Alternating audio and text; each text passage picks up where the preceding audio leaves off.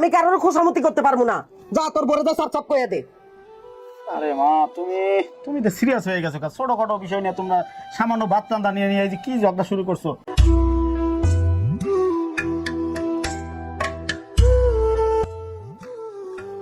আম্মা, আমি তরকারিটা রান্না করে থুয়েছি, আপনি খালি ভাতটা রান্না করে থুয়েন। আমরা পুরো লাঞ্চ চাইবো খাইতে। আমি যে একটু শুয়ে থাকি, আমার শরীরটা ভালো লাগতেছে না। শোনো বোমা, আমি বাইরে থেকে ঘোরাঘুরি করে আইছি, আমার পাটা ব্যথা করতেছে। ভাত জন্য আনছো, তরকারি একটু করে দিয়ে আসো। আম্মা, সারাদিন শুয়ে বয়ে থাকেন, একটু কাম করলে কি হয়? কি আমি কাজ করি না বোমা? তুমি আমার কাজের খোঁড়া দিলা? এই যে শুরু হয়ে গেছে আপনার অভিনয়।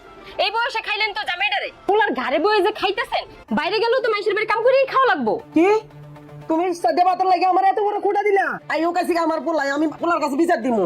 আয়োগা আইলে কি হইব? আপনি বিচার দিতে পারেন, আমি বিচার দিতে পারবো না।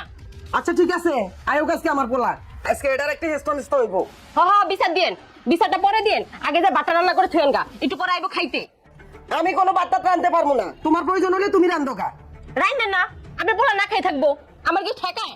লাগা দেখলে থাকা, আমি ভাত রাঁধতে পারবো না, এটাই আমার শেষ কথা। দেখুন না কেমনে পোলা না খাওয়াই রাখেন, আমারও দেখার আছে। আচ্ছা ঠিক আছে, আমিও দেখুন নি। সাইডটা ভাতের লাগে পোলারবো আমারে, এত গুড়া দে, এত অপমান করে, এত অপগস্ত করে, আল্লাহ আমার মরণ দিল না কে।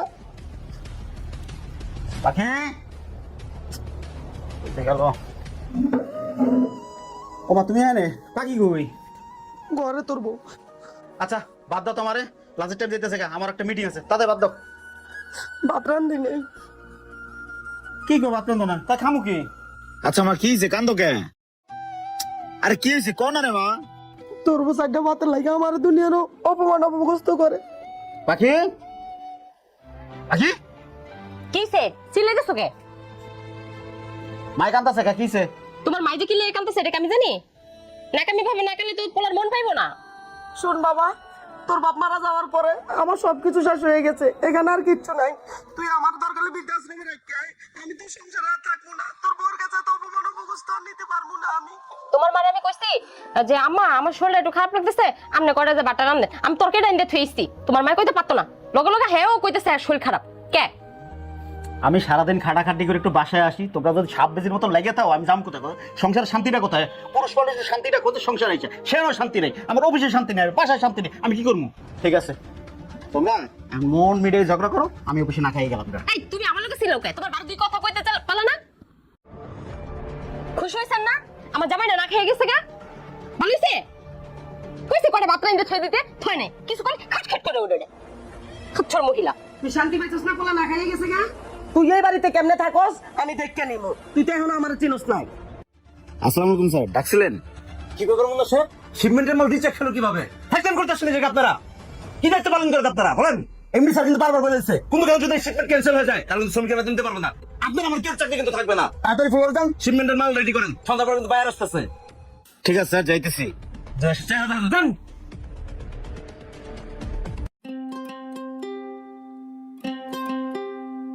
মা, সারাদিন অফিসে খাটাখাটি করে এসি, কান্দাকাটি করো না, এই অশান্তির ভালো লাগে না। ও পরের মাইয়া, ওরা তোমার একটু বোঝা উচিত, আর বাপ মেয়ে জায়গা থাকে না, ও যাইব কোথাও। মা তুমি একটা কাজ করো, সারাদিন কিছু খাই নাই, আর 8টা দিকে বৌমা যা হয়েছে না হয়েছে আও খাইতে আসো, যাও দেখে নিয়ে এসো যাও। কিরে মুন্না, তুই কি আমার পোলা? তুই তো পোলা নামে কলঙ্ক। তুই অতটুকু মায়ের কাছে যে আমার মার চাটা লাগে কস, এ আল্লাহ তুমি আমার তুলে নিলে না কেন? শোন পোলা, আমি তোর সাপ সাপ একটা কথা কই, তোর বউ যদি এ বাড়িতে থাকে আমি থাকবো না, এক সিদ্ধান্ত তোর, তুই কি করবি? আমি তোর গর্ভধারীণ মা, লাগে তোর আমি আরেক জায়গা বিয়ে করাম। শোনো মা, আজকে এটা তোমার নিজের মেয়ে হইতো, তুমি কি রাগ করে থাকতে পারতো?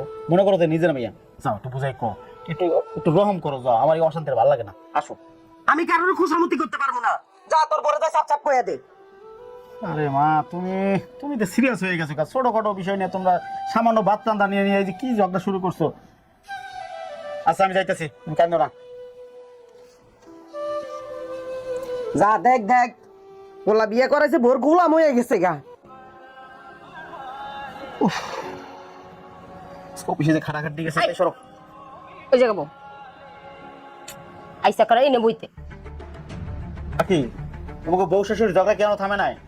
তোমার মাইকে ঝগড়া থামানোর মহিলা, এটা একটা বজ্জাত মহিলা, পাইবে দোষ ধরে। আচ্ছা শোনো, মুরব্বী মানুষ হয়তো একটা ভুল করছে, তুমি ছোট মানুষ, যাও। মাই কান্নাকাটি করতেছে, যাই করে মা আমার ভুলে গেছে, আমার মাফ করে দেন। এই তুমি যে তোমার মার দেখলা আমার কান্নাটা তো তুমি দেখলা না হ্যাঁ আমি যে কষ্ট পাইছি তুমি যে হেরে একবার জিগাইলা না মাপ যদি চাইতে তাহলে তোমার মায়া আমার কাছে মাপ চাইবো আমি কোনো মাপ চাইতে পারবো না দেখো পাখি, আমি বুঝছি আমার মায়ের ভুল করছে।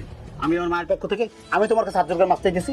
তুমি যাও, মার কাছে একটু যে মাপ চাও প্লিজ। এই অশান্তির ভালো লাগে না, যাও।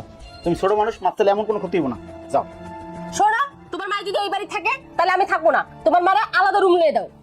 শোনো, হ্যাঁ আমার জন্মদাত্রী মা আমার লালন পালনকে এত বড় করছে, আমি তার কষ্ট দিতে পারবো না। আর তুমি আমার বউ, আমি তোমার অনেক ভালোবাসি, আমি তোমার কষ্ট দিতে পারবো না। অতএব তোমরা একটু মিলে দিলে থাকার চেষ্টা করো, আমার সিচুয়েশনটা একটু বুঝো। বাকি প্লিজ চলো, আমার কাছে মাপ চাও, আসো। আমি মাপ চাইতে পারবো না মুন্না, বারবার কিন্তু এক কথা কইবা না। হ্যাঁ মুরব্বী মানুষ, হ্যাঁ আমার মা তোমার কাছে মাপ চাইবো। হ্যাঁ কারণ হ্যাঁ ভুল করছে। তোমার কেউই মাপ চাওয়া লাগবে না, ঠিক আছে? আমার যেটুকু দু চোখ দেয় আমি গেলাম না। খালি করে আমার কাছে লাগে ওর মায়ের তো একটা কিছু কইতে পারে।